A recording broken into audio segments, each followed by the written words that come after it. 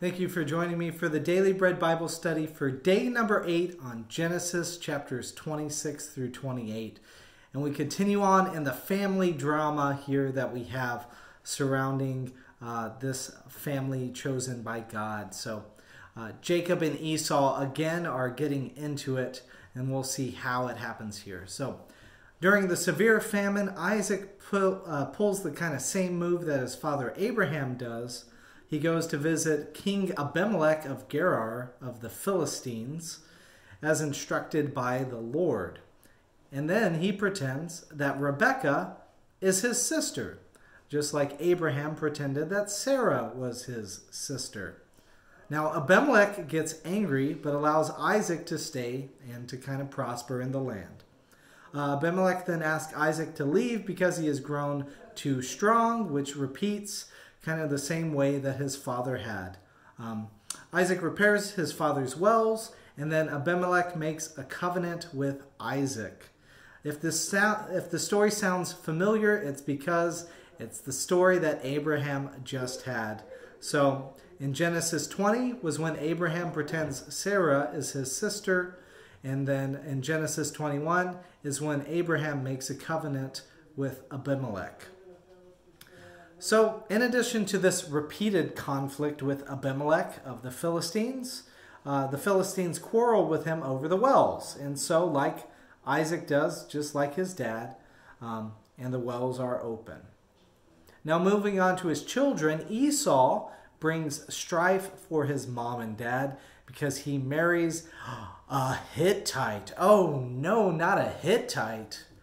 A Hittite, connected with the land of Canaan, the promised land which the Israelites are going to take over.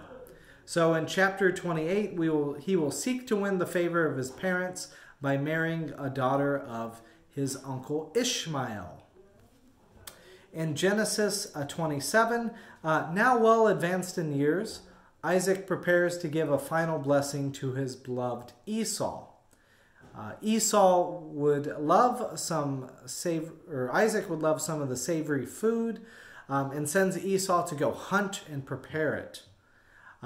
Rebekah, who loves Jacob, then seizes the moment and plots with her son Jacob to obtain the blessing. So they ready a plan, and Jacob goes to meet Isaac in disguise.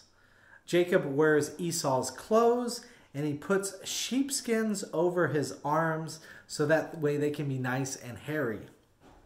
Isaac is hesitant, noticing Jacob's voice, but failing to see past Jacob's disguise.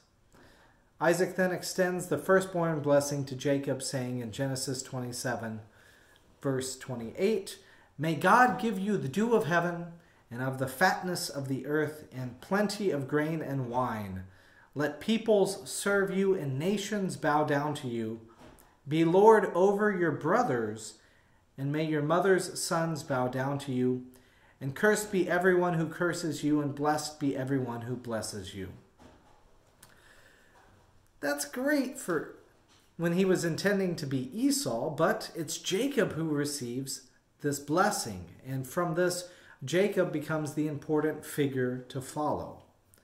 Now Esau comes back expecting a big blessing from his father, but instead receiving disappointment. Have you ever been tricked by one of your siblings? I imagine you probably don't feel too good. Rightly so, Esau is mad. Esau fumes and seeks to kill Jacob.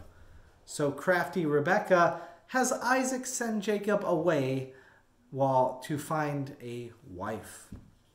In Genesis 28, Rebekah has Isaac send Jacob to see her family, and thus avoids Esau's wrath that may try and kill Jacob for stealing that firstborn blessing.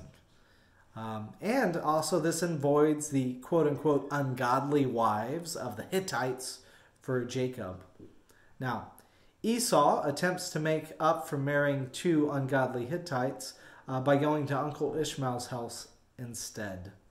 I imagine this is kind of a traumatic time for the family. Isaac is dying, Esau is plotting to kill his brother, Rebekah is scheming, and Jacob is running away. Jacob, who was the homebody, he was the one always staying inside and cooking, he must leave. So in the midst of this strange journey, Jacob lays down to sleep with just very little that he has. And then he finds out that he is on the ladder to heaven through a vivid dream. In Genesis 28, verse 13, "And the Lord stood beside him and said, I am the Lord your God, the God of Abraham your father, and the God of Isaac. The land on which you lie I will give to you and to your offspring. And your offspring shall be like the dust of the earth. And you shall spread abroad to the west and to the east and the north and the south. And all the families of the earth shall be blessed in you and in your offspring. Now that I am with you and will keep you wherever, know that I am with you and will keep you wherever you go, and will bring you back to this land. For I will not leave you until I have done what I have promised you." In awe, Jacob dedicates this place to God and any future blessings that he has to the Lord. The marks of the Lord, again, are generosity and acceptance, dealing loyally and truly. And so that's going to set up again Uncle Laban's kind of his trickery, but we'll see that later. Jacob says the vow in verse 20 of chapter 28. "If God will be with me and will keep me in this way that I go, and will give me bread to eat and clothing to wear, so that I may come again to my father's house in peace, then the Lord shall be my God, and the stone which I have set up as a pillar shall be God's house, and of all that you give me I will surely give back 1/10. So Jacob institutes the idea of a tithe, giving back 10% of the success God gives, because you remember you started out with very little.